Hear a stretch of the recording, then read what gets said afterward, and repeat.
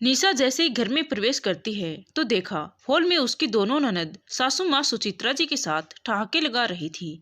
आ गई तुम्हें सुबह कहा था ना घर जल्दी आ जाना, फिर कहाँ अटक गई थी। देखो तुम्हारी ननद घर आई हैं। अरे माँ, ऑफिस में पार्टियां होती रहती हैं, वहीं कहीं चाय नाश्ता कर रही होंगी भाभी। क्यों भाभी? ताने कसते लहजे में निधि बोली। जिस तरीके से सुचित्रा जी बातें बोलती थी उन्हें देखकर दोनों बेटियां भी भाभी पर उसी तरह ताने कसती रहती। नहीं दीदी, अभी क्लोजिंग का टाइम है, काफ़ी सारी फाइलें तैयार करनी होती हैं, बस उसी में देर हो गई। मगर मम्मी जी, आपने बताया नहीं था कि दीदी लोग आने वाले हैं। अरे, इसमें बताने की कौन सी बात है, ये मेरी बेटियों का घर है, उनका पूरा हक बनता है। निधि सुनिधि दोनों का मन किया तो आ गई बेचारी। ये तो बोल रही थी भाभी घर में नहीं है, आप परेशान हो जाओगी, मगर मैंने कहा अपने घर में आने के लिए किसी की परमिशन लेने की जरूरत नहीं है, आराम से आ जा सकती हो। आखिर ये तुम्हारी माँ का घर है और इस पर पहला अधिकार तुम दोनों बेटियों का है। और तुम हर बार ये क्यों भूल जाती हो, मेरे सामने और मेरे बाद में इस घर की जिम्मेदारी तुम्हारी है। घर में बहन बेटियां या फिर कोई मेहमान आए, सब तुम्हें ही संभालना है। नौकरी करने की इजाजत दी है, इसका मतलब ये नहीं कि घर परिवार की जिम्मेदारियों से मुक्त कर दिया तुम्हें। अब जाओ, जाकर काम करो। जी मम्मी जी, बिल्कुल सही कहा, पहला अधिकार आप लोगों का ही है। अच्छा, मैं अभी चाय नाश्ते का इंतजाम करती हूँ। हाँ, सिर्फ चाय नाश्ते में नहीं टकराना है, खाने की तैयारी करो। मुझे अच्छे से पता है तुम्हें इसमें भी तकलीफ होगी, मुझे भी रसोई में लगना पड़ेगा। रुको माँ, अब आपके आराम करने का समय है। घर में बहू आ गई है, कब तक यूं ही रसोई में काम करती रहोगी? निधि सुनिधि दोनों एक साथ बोल पड़ी। कहती तो तुम ठीक हो, एक काम करो बहू, तुम सिर्फ कढ़ी चावल, मटर पनीर, सूखी सब्जी, गोभी आलू, बच्चों को पनीर के पराठे, मेरे लिए रोटियां, मीठे में कुछ अच्छा सा और सलाद बनाना मत भूलना। अब निशा क्या बोलती, ये तो हर बार ही होता है। सासू माँ को अच्छे से पता है कि ऑफिस में देर सवेरे हो ही जाती है, फिर भी अकेलेपन का बहाना बनाकर कभी अपनी बेटियों को तो कभी अपनी नंदों को तो कभी अपनी सहेलियों को घर पर खाने के लिए आमंत्रित कर देती है। कभी कभी तो पहले से बता देती है, पर कभी कभी सरप्राइज विजिट के नाम पर बहू की परीक्षा लेती है कि अब अचानक बहू थकी हारी ऑफिस से आकर ससुराल की जिम्मेदारियां उठा पाएगी कि नहीं, ये कोई नहीं सोचता। क्या करती, शादी को 8 महीने हुए हैं। एक बार निशा की माँ ने उसे कहा था, सास जैसा कहे वैसा करना, उसकी हर बात मानना। वह तुम्हें नौकरी की इजाजत दे रही है, तुम उनकी हर बात को अपने सर माथे लगाना। क्या हुआ जो थोड़ा खाना बनाना पड़ा, अगले दिन आराम कर लेना। बेचारी निशा माँ के कहे अनुसार हर काम करती रही, मगर आराम उसे कभी नहीं मिला। और तो और कोई काम वाली भी नहीं लगाती। कहती है तुम दोनों तो दिन भर ऑफिस में रहते हो, आखिर गंदगी करने वाला ही कौन, इसीलिए जब समय मिले झाड़ू पोछा कर लेना, रात में बर्तन धोकर सोना, उसके बाद सुबह झाड़ू पोछा, नाश्ता, खाना और सबसे जरूरी सासू माँ के कमरे में चाय पहुँचाने का काम। नो आराम। सोचते हुए अपने कमरे में पहुंची तो देखा बच्चे टीवी पर वीडियो गेम खेल रहे थे। सारा कमरा तहस नहस था, तकिया चादर सब बिखरे पड़े थे।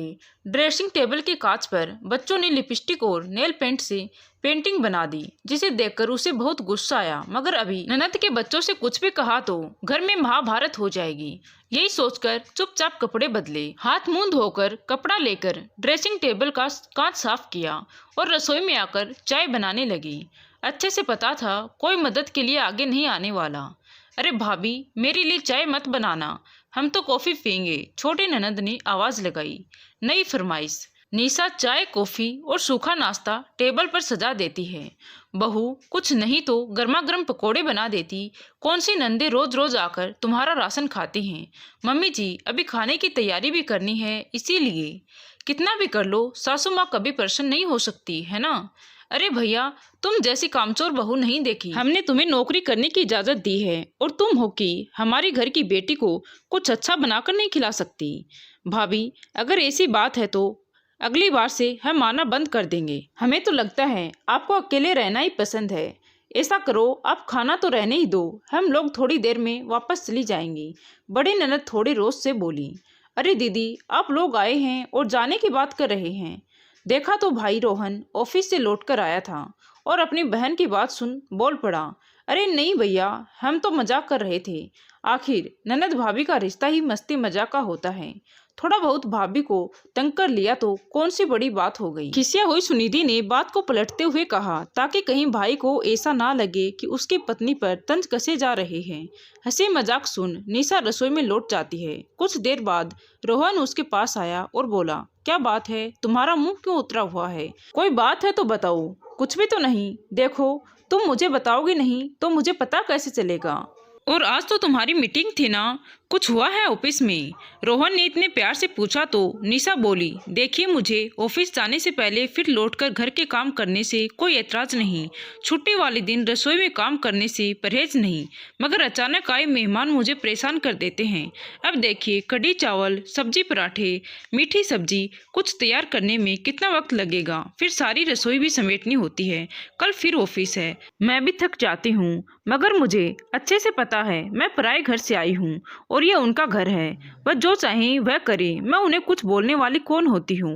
निशा की बात सुन रोहन को सारा माजरा समझ में आया। वह बोला, एक काम करो निशा, तुमने पराठे की तैयारी कर ली है, मीठे में तुम कस्टर्ड तैयार कर लो, बाकी सब मुझ पर छोड़ दो।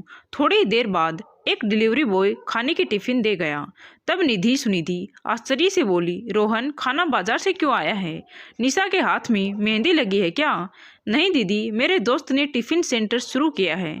जब मैंने निशा से खाने का मेन्यू पूछा तो मुझे याद आया, उसने मुझे कार्ड देते समय बोला था, मेरे यहाँ कढ़ी चावल, आलू गोभी, पनीर की सब्जी स्पेशल बनाई जाती है, तो मैंने सोचा क्यों ना आपको कुछ हटके स्वाद चखाया जाए। घर का खाना तो आप लोग खाती ही रहती हैं, इस बार कुछ नया किया जाए। बस मैंने झट से फोन किया, फटाफट उसने ये सब भेज दिया। चलिए हम सब मिलकर खाते हैं। तब तक निशा पनीर के पराठे बच्चों को परोस देती है। रोहन के सामने दोनों बहनें आगे कुछ कह नहीं पाई, मगर सुचित्रा जी तमतमाकर अपने कमरे में चली गई। तब निशा पास आकर बोली थी, आपने ये क्या किया? मैं सब बना ही रही थी, लगता है मम्मी जी नाराज हो गई। अरे ऐसा कुछ नहीं है, मैं अभी उन्हें लेकर आता हूँ, बोल उनके कमरे में चला गया। उसे देखते ही सुचित्रा जी गुस्से से बोली, रोहन, तू जोरों का गुलाम हो गया है, उसकी बातें सुनने लगा है, उसके कहने पर तूने हम लोगों के लिए टिफिन मंगवाया है। क्या हुआ जो महारानी थोड़ा सा खाना बना देगी? हम घरवाले ही है ना, कोई मेहमान तो है नहीं। आखिर हमने उसे नौकरी करने की इजाजत दी है, घर तो उसे संभालना ही पड़ेगा। माँ, नौकरी तो मैं भी करता हूँ, मगर घर में क्या हो रहा है ये तो मेरी जिम्मेदारी नहीं। लेकिन अब लगता है हर मर्द को ये देखना चाहिए कि उसके पीछे घर में क्या हो रहा है। जब निशा को नौकरी करने के लिए इजाजत है तो मेरी तरह उसे भी घर के काम नहीं करने चाहिए, मगर वह तो बराबर कर रही है। माँ, आप ऐसे ही मनमानी करती रही तो एक दिन उसकी हिम्मत भी जवाब दे जाएगी। वैसे भी देख रहा हूँ आजकल दीदी लोग अचानक ही आ जाती हैं, आपको क्या लगता है उसको समझ में नहीं आता? अभी तो वो लिहाज में चुपचाप आप लोगों की मनमानी सहन कर रही है, कल को बोलना शुरू किया तो मुझे लगता है आपको खाना टिफिन सेंटर से ही मंगवाना पड़ेगा।